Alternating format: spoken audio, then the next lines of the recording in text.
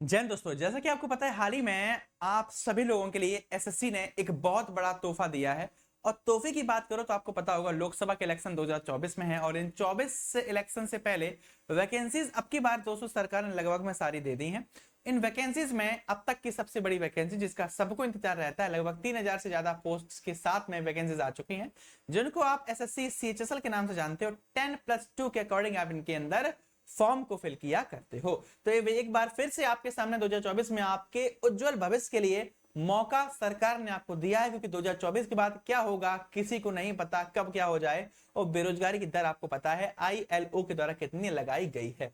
लेकिन दोस्तों, ये इवेंट मैं आज 2 दिन लेट क्यों कर रहा हूं, बल्कि नोटिफिकेशन 8 तारीख को आया था। इसकी एक वजह है।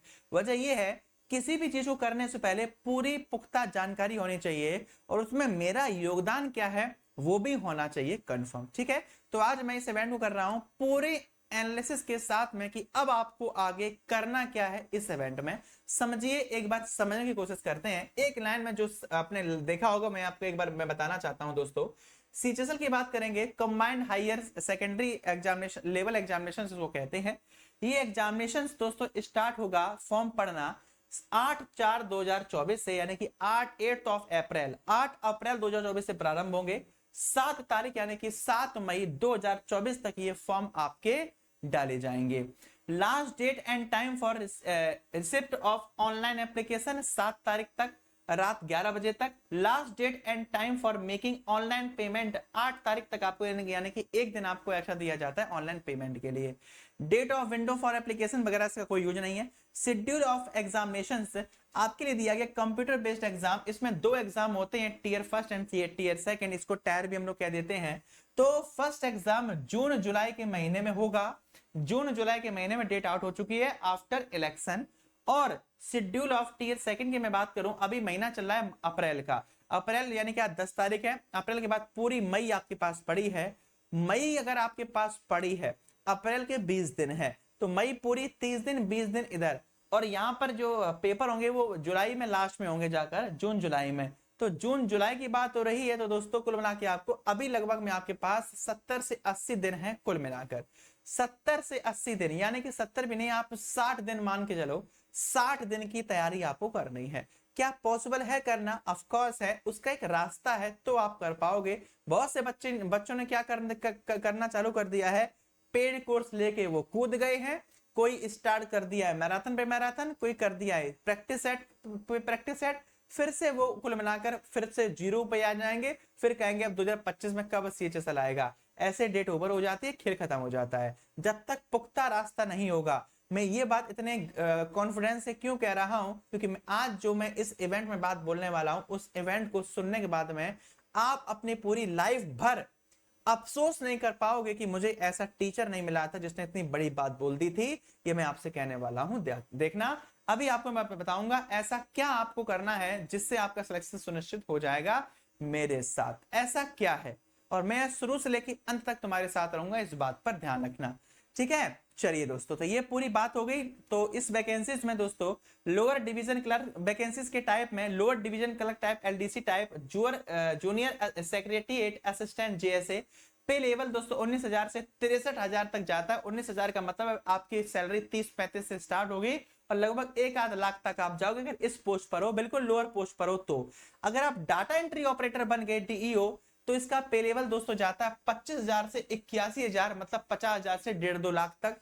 और दोस्तों लेवल 5 में ये जाता है दोस्तों, ये लेवल 4 का था, लेवल 5 जाती 29,000 से 92,000 तक। क्या बात है भाई, दबा के पैसा। Data entry operator grade A में जाओगे तो 25 से स्टार्ट हो गए और 81 तक जाती है। बढ़िया, बहुत बढ़िया। वैकेंसीज की बात करोगे दोस्तों, भाई साहब सुन लो मेरी बात ध्यान से, 3,712 वैकेंसीज है। अब ये मत कहना इतनी कम है, बहुत है भैया। एक चाहिए तो मैं एक पर फोकस करो, सब पर मत करो। सब पर करोगे सब जाएंगी, एक पर करोगे वो तुम्हारी हो जाएगी। तो 3712 आपको पोस्ट देखने के लिए मिलती हैं। इसके साथ में दोस्तों ये वैकेंसीज अपडेट भी हो सकती हैं। सरकार ने कहा है कि भैया वैकेंसीज अपडेट भी हो सकती हैं। If any along with post wise वगैरह वगैरह फलानी चीजें यहां पर दी गई हैं। वैकेंसीज जो फिल करोगे ssc.nic.in से ना कर वैकेंसीज फिल करोगे ssc.gov.in से, ध्यान रखना। इसके साथ में और कोई भी इसमें ऐसा नहीं जो इंपॉर्टेंट हो। रिजर्वेशन एंड शेड्यूल कास्ट वगैरह आपको दिया गया। रिजर्वेशन में दोस्तों ये तो आपको मिलता ही है, SC ST OBC EWS PW वालों को ये मिलता है, ये बात पूरी दोस्तों आपकी अलग है। दूसरी बात आती है दोस्तों, इसमें नंबर ऑफ वैकेंसीज के बारे में आपको यहाँ पर डिटेल दी गई है, ठीक है, किस किस टाइप की, इसमें पढ़ने लायक कुछ भी नहीं है, जैसा आता था वैसा ही है, ठीक है। इसके साथ में दोस्तों नेशनलिटी, कौन कौन से लोग फॉर्म डाल सकते हैं, जो भारत के सिटीजन है, नेपाल के और भूटान के हैं। इसके साथ में और भी थोड़े थोड़े पॉइंट यहाँ पर दिए गए हैं जो कंट्री से रिलेटेड है, हम लोगों का कोई यूज इसमें नहीं है। भारतीयों को वैकेंसीज मिलता नहीं है, विदेशियों को पता नहीं कौन दे देगा। इसके साथ में दोस्तों एज लिमिट की बात करो, सबसे इंपॉर्टेंट फैक्टर रहता है एज लिमिट का, आपको 18 से 27 बताया जाता है।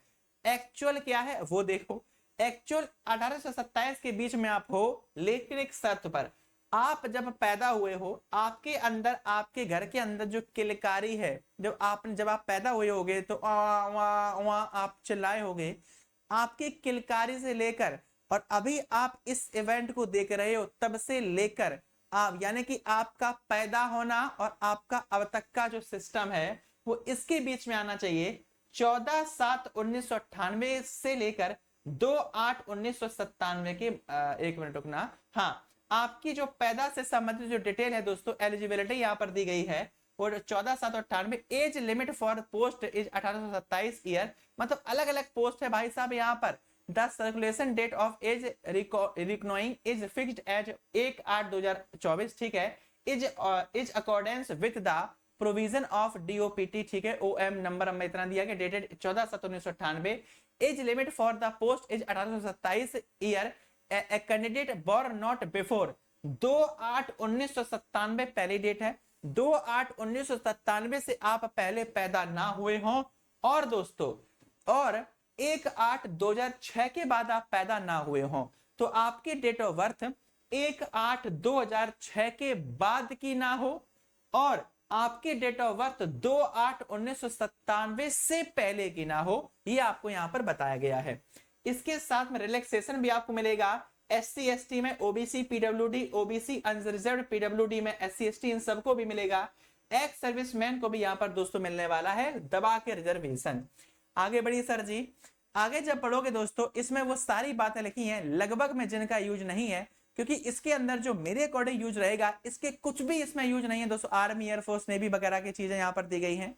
मुद्दे की बात पे आते हैं, जिसके लिए तुम्हारा भाई इस इवेंट को 2 दिन बाद कर रहा है। अच्छा हाँ, कौन कौन सा है वो सिस्टम, एक बार देखते हैं दोस्तों, मैं आपको दिखाता हूँ वो पूरा provision of compulsory time assistance subscriber, ठीक है, ये छोड़ दो, कोई मतलब नहीं है।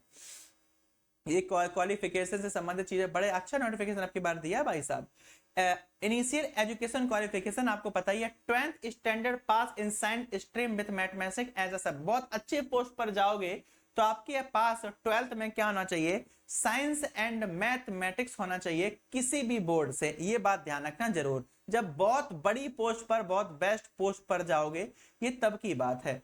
हाउ टू अप्लाई, सीधी सी बात है, ssc.nic.in पर अब आप फिल नहीं कर पाओगे फॉर्म को, ssc.gov.in से फिल करना, अपना OTR करवा कर।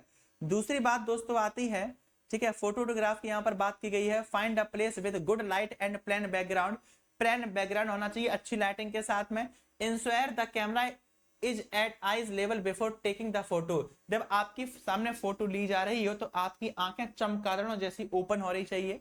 Position yourself directly in front of the camera and look straight ahead, जब आपके सामने कैमरा से फोटो खींची जा रही हो तो ही करके मत फोटो खिंचवाना, आराम से चेहरा ऐसा रखना, शांति के स्वभाव के साथ में अपनी फोटो खिंचवाना, जैसे एकदम दूल्हे को दुल्हन देखने वाली हो। लेकिन दूल्हे को जब फोटो जाती है तो गोरे को काला, काले को गोरा कर दिया जाता है, वो मत करवाना, समझ रहे हो ना, जैसे हो वैसे ही रहना। अगला ये हो गया फोटो का। फोटो का सिस्टम दोस्तों याद रखना 10 से 20 KB के बीच का होगा, ये भी ध्यान रखना, ठीक है भैया। ओके सर जी, आगे आइए। बिफोर परमिशन, क्योंकि फोटो और सिग्नेचर ही फिल होंगे, बाकी सब नॉर्मल रहेगा, सब पहले जैसा। कितना पैसा, 100 रुपया आपको कुल बनाकर देने हैं ऑनलाइन पेमेंट के रूप में, जिसकी लास्ट डेट 8/5 तक आपको दी जाएगी। विंडो एप्लीकेशन ये तो पता चल गया, शुरुआत में मैंने आपको बता दिया था। 87 पेज है भाई साहब, वाह।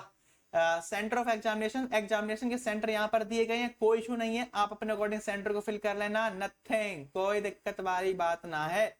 चलिए इसकी में एग्जामिनेशन की टीयर फर्स्ट होगा, टीयर सेकंड होगा, फिर आपके लिए कंप्यूटर का भी ड्रामा होने वाला है भाई साहब। आप कंप्यूटर टाइपिंग भी आपको आनी चाहिए, ये बात ध्यान रखना दिल दिमाग से। अब आती है बात मुद्दे की। मुद्दे की बात ये है कि भाई साहब जो पहला पहला प्यार है मेरा, चलो तो बात है दोस्तों 4 सब्जेक्ट की। 4 सब्जेक्ट फर्स्ट में आप जाओगे, टीयर फर्स्ट की बात हो रही है भाई साहब। टीयर फर्स्ट में first second fourth and fifth, first second third and fourth में पेपर होगा। इंग्लिश लैंग्वेज के 25 क्वेश्चन आएंगे 50 नंबर के, जनरल इंटेलिजेंट के 25 क्वेश्चन 50 नंबर के, क्वांटिटेटिव एप्टीट्यूड 25 क्वेश्चन 50 नंबर के, जनरल अवेयरनेस, ये इंग्लिश ग्रामर चैप्टर फिक्स हैं, जनरल इंटेलिजेंस चैप्टर फिक्स है, क्वांटिटेटिव एप्टीट्यूड सब्जेक्ट फिक्स है, लिमिटेड सब हर चीज इसे फिक्स है। अच्छे टीचर को फॉलो करो, क्वालिफाइड कर जाओगे। जनरल अवेयरनेस में हर टीचर जब व्यूज की बारी आएगी तो बहुत बहुत अच्छे अच्छे व्यूज पढ़ाएंगे, जब पेपर आएगा तब कह देंगे बच्चों बहुत अच्छा पढ़ाया, भगवान जाने। हद है यार, हम कह रहे हैं पेपर में वही आएगा जो तुम्हारा भाई पढ़ाएगा, बात खत्म। क्यों बताऊंगा, रुको। जनरल अवेयरनेस 25 नंबर की आएगी, 50 क्वेश्चन दोस्तों आएंगे, 60 मिनट का टाइम मिलेगा। 80 मिनट का टाइम उन बच्चों के लिए है जो बच्चे किसी भी प्रकार से दोस्तों पैरा 7.1 7.2 7.3 संबंधित या फिर मतलब डिसेबिलिटी है बगल वगैरह, उन लोगों के लिए आपको टाइम दिया गया है। ठीक है, एक्स्ट्रा 20 मिनट उनको मिलेंगे भाई साहब। सोच लो 20 मिनट में दुनिया भर परिवर्तन हो जाती है, 20 मिनट उनको एक्स्ट्रा मिलेंगे, क्या बात है। इसके बाद में टीयर सेकंड होगा। टीयर सेकंड का लफड़ा ना ही सोचो तो बढ़िया है, इसमें सेक्शन वाइज एग्जाम होंगे। टीयर सेकंड में सेक्शन फर्स्ट आएगा, मॉड्यूल फर्स्ट मैथमेटिक्स, नंबर 2 पर रीजनिंग एबिलिटी, कुल मिला के नंबर ऑफ 30 क्वेश्चन आएंगे और एक क्वेश्चन 3 नंबर का होगा, 180 क्वेश्चन होंगे और 1 घंटे का दोस्तों आपका ये सेशन रहने वाला है। सोचिए, ये आपका फर्स्ट हो गया। सेकंड सेशन में जाओगे, सेशन फर्स्ट का 2 घंटे 15 मिनट का, मतलब ये काफी ड्रामा है, ये आपको इसमें अंदर जाने की जरूरत नहीं है, ये मैं तब बताऊंगा जब टीयर सेकंड की बात आएगी। अभी पहले पर फोकस करो। आप लोग इन सबको पढ़ लेते हो, फिर ये सोचते हो अब तो क्वालिफाई नहीं होगा, तो परेशान मत हुआ करो। ठीक है भैया, ये आपका सेटअप है। और सबसे लास्ट में दोनों एग्जाम देने के बाद याद रखना कंप्यूटर नॉलेज टेस्ट भी आपका यहाँ पर होकर रहेगा। अब बात आती है दोस्तों लास्ट पॉइंट की, वो आता है आपका पेपर कैसा यहाँ पर दोस्तों होने वाला है। ठीक है, इन्होंने कोई चेंजमेंट किया है या नहीं किया सिलेबस में, एक बार मैं उस पर चलता हूं, उसके बाद आपकी बात खत्म हो जाएगी। तो सबसे पहले इन्होंने टॉपिक यहाँ पर जनरल यहाँ पर इंग्लिश लैंग्वेज के टॉपिक सारे दिए हैं, इनको ध्यान रखना दोस्तों। इसमें आपको filling the blank, synonym, antonym वगैरह वो सब मिलेगा। जनरल इंटेलिजेंस आपकी वही रहेगी।